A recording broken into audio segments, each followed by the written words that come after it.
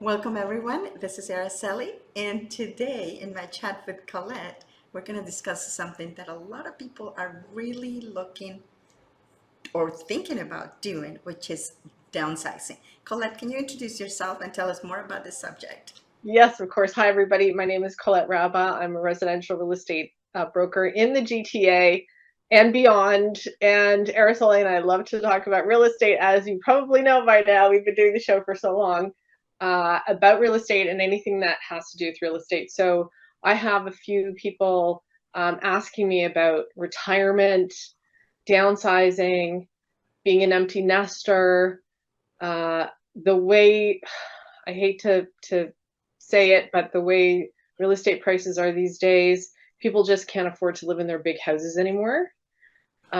So we call it downsizing. So this is a nice term to kind of group everybody in the same, um, you know, kind of group to say, what are you looking at? We don't, like category wise, Yeah. when we talk about real estate, we have very specific categories. One is, um, you never want to make a lateral move, let's say. So you either grow and move to a bigger house or you downsize. I don't know what the first one is called, upsizing. I don't know. Well, I guess so. But you know what? Yes, of course, money is a consideration, but it is the circumstances that you go in life. I think it's just the stage in life that you're at. So we have a few items that you may want to consider. So just so we kind of keep it, consistent. And so the very first one is the location, right? So where you are today, Right. is are you still, you have the same circle of people that you have? Maybe your kids are out of state or out of, province, Province.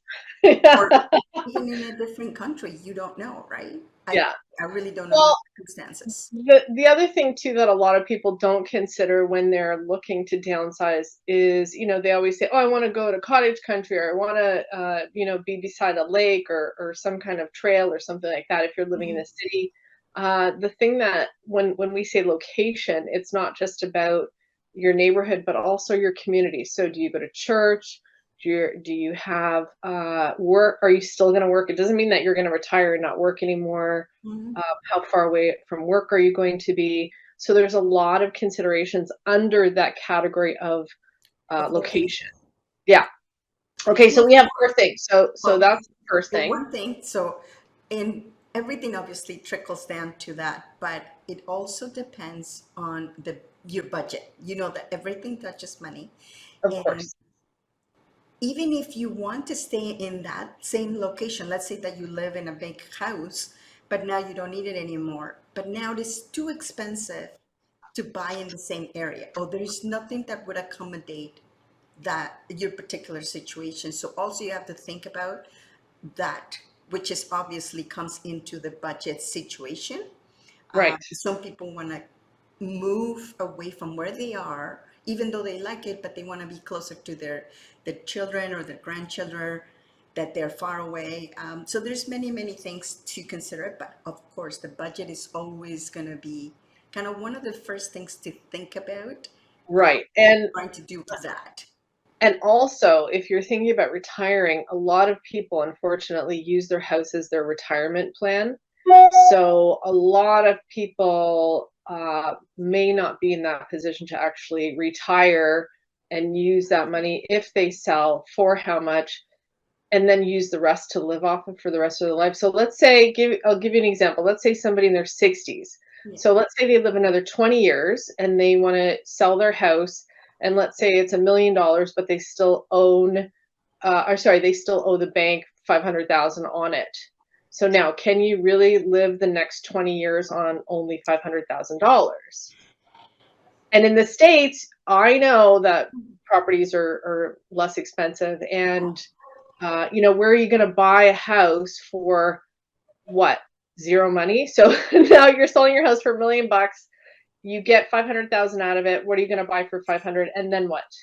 exactly. So So that's why it's so important. Obviously, like you always expect somebody that is ready to retire and want to downsize that they may have the house paid. but it's not always the case, especially now, especially people that are, when you say older, in their 60s, maybe 65, they may Right. still have children that are dependent on them, that they're still going to university, or that they have taken some of the equity out to purchase a home or to help them out. So you have to look at all the circumstances and if you are ready to do this step financially speaking. So, Right. Yeah. There's a lot to say about budget. So that's number two. yeah.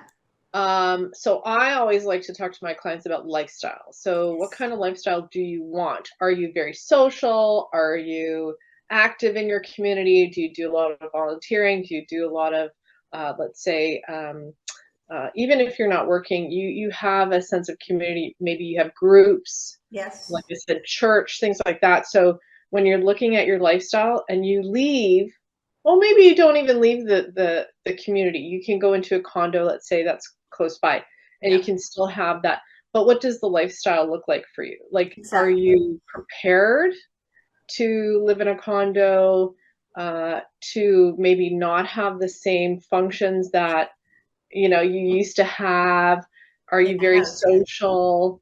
Like, these are the lifestyle questions that do you think that nobody's gonna visit you if you move, like, 3 hours away? Yeah. You have to rebuild your life if you move away, right? So, Exactly. So one lifestyle. thing, yeah, Go one thing ahead. that I wanted to say about lifestyle is not only about what you're doing or if you're acting, if you are involved in some community close to you, but also depends on your health. A lot of people that have, that are aged and now they don't have their mobility and they have two or three bed, through floor, two or three floors, and now they cannot go up the stairs too much. So now they may Right. want to just buy a bungalow or maybe live in A a condo, retirement which is community. easier. Yeah. So also you have to think about that. It is super important that as we age, we have to adapt to Yeah, and whatever condition we're in. And it goes back to location. So even being close to a hospital, or where's the nearest store, or where's the nearest, Exactly. kind of doctor, pharmacy, all these things that you're talking about when you are aging. Unfortunately, we all get there. Yeah. We need those services, even to have services like taxis. A lot of places, if you move to cottage country up north, there might not even be a taxi service. Yeah. So it's really, or Uber, now everybody's saying, oh, there's Yeah. got to be Uber. Not everywhere. So, think about that before you decide. Do tons of research. So I always tell my clients, if you're thinking of downsizing, this should be years ahead of where you want to be. And then that way, even if you invest on a property, let's say, you're thinking 5 years down the road, but you want to be in this area, Yeah. I highly recommend you buy a property now because the properties are just going to go up. If you can afford it, buy a small property, get to know the area if you really like it. If you can do that, even I know not everybody can do it. Or Um, if you do a little bit of research in your area and you know that there is some development, you might be able to buy something and make payments along the way, and then you'll yeah, be ready in 4 or 5 years, which right. that building or condo, whatever it is going to be done. So Okay, yeah. So we talked about location, we talked about lifestyle and budget. So friends and family is also part of the whole picture, yeah, right? If you move away, that's really the key, that what we wanted to say. It has something to do with location, but also maybe you want to get away from your family. maybe it's a that's a good good idea one. I'm get out always of town. assuming that you want to be close to it, but that's not the case all the time, right? Maybe your Maybe. family's around and they say, "This is my chance to get away from it." So, Exactly. So, always consider that too. It might not be the first thing on the list to consider, but it has something to do with location, your lifestyle, and really, will your kids come out and visit you? If you have grandkids, is it too far for them to travel? yeah, All these things should be a consideration. If it's even like just once a year, then yeah, move wherever you want. But if they want you to be a part of their your grandchildren's life, let's say, yeah. And that's also, something. it could be friends. It doesn't have to be family. You may not have children, or if you do have children, they may not have children.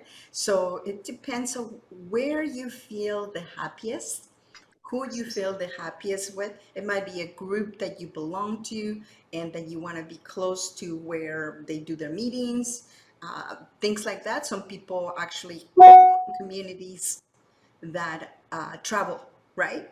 So that Right. would be something probably what I would do, when I retire. Yeah, yeah, exactly. So that's our four things for today. Like that's really what we want you to really think about and consider and take the time to research. And even if you can't afford a property where you want to move in a few years, Yeah. even if you just go visit there and even, rent an Airbnb and check it out for a Yeah. couple days. Yeah, because you might like it, but it might not be exactly what you wanted in the long term, right? So Yeah, just to do a summary. If you're thinking about downsizing, or if you know that you're going to be retiring in the next few years, just take in consideration the location where you want to be, whether it's stay where you are or move somewhere else, your family and friends, who do you want to be close to, the lifestyle, what or habits, far from. yeah, or from away from it. Then your lifestyle to see if what kind of health are you in and what kind of facilities are you going to need or require, to be able to continue to have a really good life. And I left this for last to say your budget, but remember, everything touches money and it has to make sense for you, because if you are dependent on some of those proceeds from your house to fund your retirement, then you need to really make bigger plans. So I recommend that you get together with your financial advisor and start having that chat, possibly 4 to 5 years before you actually make the move. So Okay, repeat that. 4 or 5 years before yeah, you before have you a plan. are, yeah. So if you know that, let's say that you work somewhere and that you know that you're going to retire at 65, you need to have this conversation between 60 to 61 and then start putting everything that you have, if you have any other retirement funds, and what is it going to last to, what do you want to do, and all the plans, communicate that to your financial advisor, and then they will give you some ideas of what is going to be depleted first, how long it's going to last, and so on. So you have a better idea that if it's a good move to downsize, do you want to stay the same? Maybe you want to sell the house to your children if you have children. There's so many options. So that's why it's so important to do it as early as possible. Absolutely, I agree with you. Yeah. Well, thank you, Colette. So this is all we have for you today. So thank you so much. And remember, please subscribe and let us know if there's anything else that you're considering when you're downsizing. And if you do need help with that, especially if you're located within the same community, call Colette. She'll give you a pretty good idea what you can afford and what to do with your existing place. And if you do need any help about your finances, let me know. I'm here to help. So that's it for today. So we'll see you next week, Colette. Thanks for joining us. Bye. Bye.